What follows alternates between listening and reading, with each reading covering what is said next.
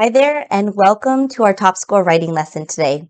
My name is Mrs. Zabo, and I'm going to be your teacher for this lesson. We are going to first review what we did in the previous lesson and then get right into our lesson for today. So let's go right into our review. And in the previous lesson, we talked about those big middle paragraphs, our T1, our T2, and our T3. And we were really focusing on the structure of those paragraphs. So does anyone remember what that first component is in our T paragraphs? If you said topic sentence, you are correct. Now, where do you get your topic for your topic sentence? Yes, in your plan, you have to go back and look in your plan.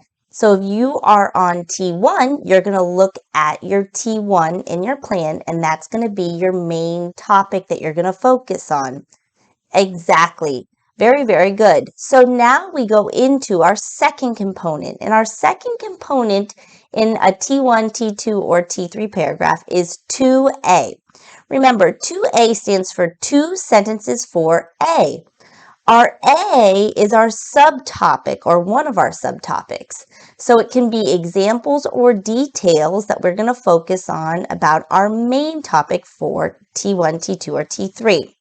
Then we have our third component. Our third component is 2B, two sentences about our B, which is our other subtopic.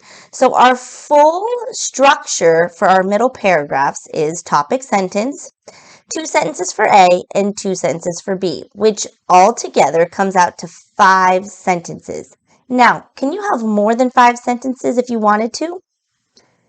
Absolutely. Yes, you can. If you wanted to add more details and add an extra couple sentences, of course you can have more than 5 sentences. But we want absolutely to have 5 sentences in those paragraphs to make them satisfying T1, T2, and T3 paragraphs. So we are going to continue to focus on those middle paragraphs today. And we are going to be learning one way to reference our sources when including evidence in text-based essays. So remember how we go back into our passages to find information? So we need to state where we got that information from. Because remember, we got them from another source. It didn't come from our head. So today we're going to be learning on how we can cite our sources to tell a reader where we got that information from. So let's practice. Evidence-based terminology, which we call EBT, is one way to reference a source when writing A and B sentences. EBT includes words and phrases that let your reader know that the information you're writing about came from somewhere else. So you need to state to your reader that the information that you're giving them comes from another resource. So here are some examples. These are EBT examples, evidence-based terminology examples. So when you want to state the source that you got information from, you can start off by saying according to the text, or you could say in paragraph 2, or in the first passage, or the author states, or based on the information in the text, and lastly, for example. So all of these are your EBT phrases that you can use. Now you must combine your EBT phrase with one of the following. So you could either state the passage's title, you could state the author's name, you could state the source number, or the page number and paragraph number. So let's look at some examples. So if you wanted to state the title, you could use according to the text, ice skating. So according to the text is your EBT phrase. And then in this case, we're using the title. So the title of the resource is ice skating.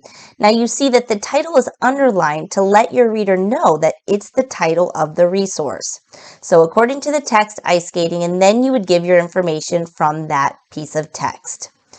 Or you could state the author. In the text by John Smith, it states, and then you would give your information. So in the text by would be your EBT, And then John Smith, by stating the author, provides that resource, and then you state the information you got from that author. You could also state the page and paragraph number. So you could say on page 6, it says, and then provide your information. And then lastly, you could state the source number. So according to source 3, and then you would give your information from source 3. Now, sometimes in your passages or in your passage set, you have multiple passages in which you may see that the third passage, because it is the third passage, is your third source. If it doesn't say source number 3 on the top of the passage, you cannot state the source number. So make sure that you keep that in mind when you are choosing the way that you are going to cite your resources. So it must say source 3 on the top of the paper or on the top of your passage in order to use source 3 as a way to state your resource. So keep that in mind. So you could use your title, your author, your page and paragraph number, or your source number. So we're going to practice this today. I want you to take out your sports passage set on ice skating and what is soccer. So make sure you get those out. We've already looked at these, read them, labeled and boxed them off. And remember, we wrote an essay already for this passage set. So today we are going to take the essay we previously wrote for this passage set and change some of our A and B sentences to include evidence-based terminology. Now, we only want to use evidence-based terminology within each middle paragraph about 1 to 2 times. So we don't want to continuously use our resources in EBT, so only once or twice per middle paragraph. So let's kind of rewrite our T1 for the sports passage set together. So I'm going to go to my document camera. I'm going to show you what we wrote for T1 already. So here is our T1 for the sports passage set. It says, first, there are skate sports. That was our T1 main topic. This is our topic sentence underlined in red. Skate sports was our topic 1. Now we have our 2 sentences for A, which are underlined in blue. It says, one skate sport that is fairly popular is figure skating. Figure skating is when people skate on ice and compete doing spins and jumps. Okay, so I'm going to keep that somewhat similar here. But I got the information about skating on ice and competing doing spins and jumps within the text. I read about that in the text. So the first thing that I want to do is I want to keep my topic sentence the same because we need to state our topic, our T1. So I'm going to do the same thing. And if you just want to watch along or if you want to write this down as well to have this example in your notebooks. But I'm going to continue to indent because I'm going to keep everything the same for my topic sentence. So first, there are skate sports. So we're keeping our topic sentence the same because that is our T1 from our plan. Now I need to introduce what my A is. Remember, my A is my subtopic. So I'm just telling my reader what my A is. And my A was figure skating. So I'm going to just state one skate sport, and I'm going to keep it the same. One skate sport. I don't have to indent on my second line. That is fairly popular is figure skating. So I'm just introducing what my A is. Now I came to that sentence where I used information to teach my reader about ice skating. And remember, this information came from another resource. So I'm going to grab my resource. Here it is. And I see a source number on the top. I don't see an author on the top. So I'm going to really focus on this. What is this? Yes, it's your title. I'm going to use the title of my passage or of my resource to state that I got that information from there. So I'm going to say first there are skate sports. One skate sport that is fairly popular is figure skating. Now I'm going to say according to,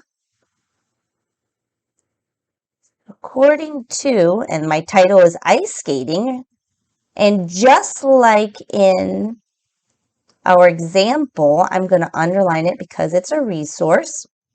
It's a title of a resource, I should say. According to ice skating, it states, and then I am going to put my information that I use here. I'm going to say figure skating is when people skate on ice and compete doing spins and jumps. Figure skating. Figure skating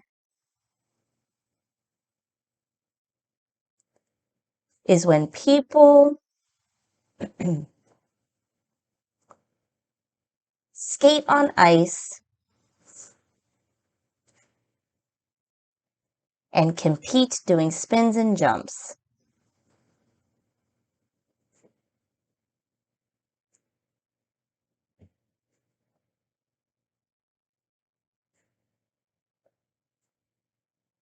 So I got this information from the text. I learned from the text that when you figure skate, you can compete and you do spins and you jump. So this information came from the text. Therefore, I stated where I got it from in the ice skating passage set. I used EBT according to. Do you see how we did that? So now would be considered a paraphrase because I used the information from the text, I put it in my own words, and I stated where I got it from. So this was one time in my paragraph that I used EBT and stated the resource. Because whenever I use information from the text, I have to state where I got it from. I didn't get it from my own head. I didn't come up with that myself. I have to tell the reader I got it from another resource. So in this case, we did that. Remember, you want to keep it between 1 and 2 times that you state your resource. So let's continue on and look at our B's. Our B's say another skating sport is speed skating. I'm going to keep that the same because I'm just introducing what my B is to the reader. So I'm going to keep that the same. Another skating sport is speed skating.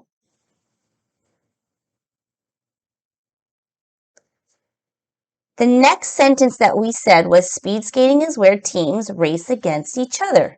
Well, that's information that I learned from the ice skating passage set. I learned that from here. So I am going to have to state where I got that from. In this case, I'm going to put my EBT and whatever I use, my title, I guess, or I could state the paragraph number, and I can do it at the end of the sentence. So I'm going to say exactly what we said, speed skating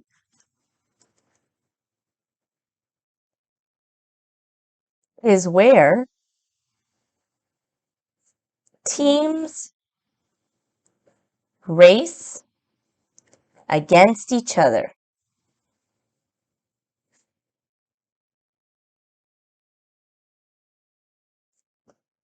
Says, and then I'm going to state the title of my text. Or let's use something different. I learned about speed skating in paragraph 3. So I'm going to say, says paragraph 3,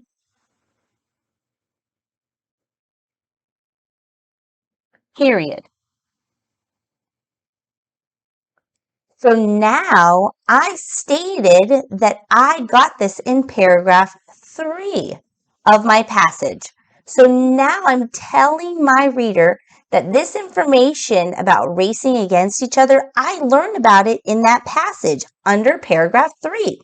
So if that reader wanted to go back to the passage set, all they would have to do is go to paragraph 3 in order to learn more about speed skating.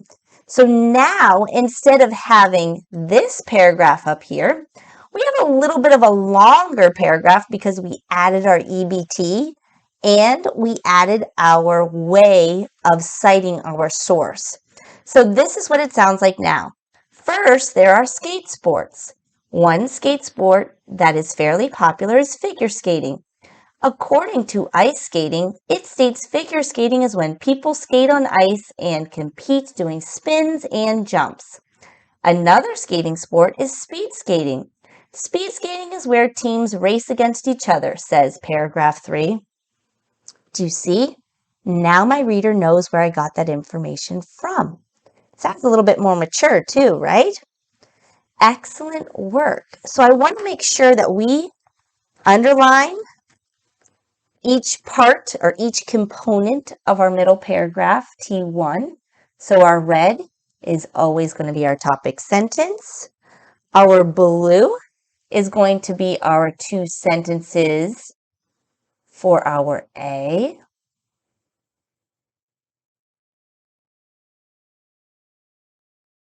And then our green is always going to be our 2 sentences for B. So I see that I have 3 separate colors, which tells me that I have my 3 components that make up my T1 paragraph. Very good, guys. Do you understand? Let me go back to the lesson now so that you don't see my document camera. And we can continue on because I want you to show me what you know because it's your turn to try it. So what I want you to do is complete the student practice for lesson 28. You are going to rewrite the T2 to include EBT and whatever way that you plan on citing your sources, either that be the title, the author, the source number, or the page and paragraph number. So please take out your student practice for lesson 28 right now. I want you to pause this video, and when you have completed it, come back to me. All right, you should have completed the student practice. It should be in front of you right now. And I want you to get your highlighters out. So we're going to color code your writing using the key shown. So the key says that you should be highlighting in yellow your EBT phrases.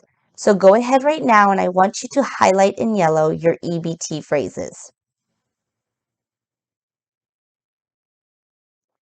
Now, I want you to take a green highlighter and I want you to highlight in green your specific source that you're stating. So whether you use the title, whether you use the author, the page and paragraph number, or the source number, go ahead and highlight that in green.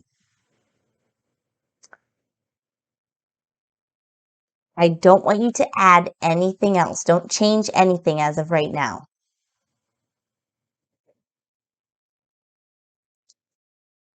So looking at your paper, what do we think? Let's reflect. Ask yourself, what did you do well? Do you have your EBT? Did you use a variety of EBT? What did you forget? Did you forget to state the source? You just used the EBT? Make sure you state those sources. Do you have proper punctuation, capitalization? And then what can you do better on? Now it's time to revise. Start at the top of the list and work your way down until the timer goes off. So if you have a timer, set it for about 5 minutes. Take that 5 minutes, and if you forgot something, I want you to add it. If you made a mistake, fix it right now. And then, did you use different EBT phrases? Did you name the source in a different way each time? Remember, you don't want to continue to repeat yourself. So if you used according to, and you see according to multiple times within your paragraph, change that because you want a variety of different ways. You don't want any repetition ever. So go ahead and make those corrections right now.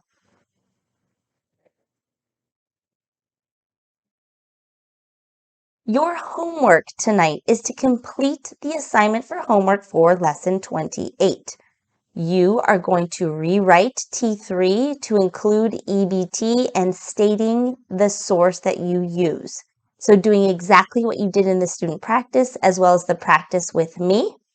Go ahead and do the same thing for T3 for homework. When you've completed it, please hand it in to your teacher or to your parent for a grade. An expert was once a beginner. Isn't that so true? We started off not knowing very much, and now look at how far we have come. Excellent job today, guys. I will see you in the next lesson.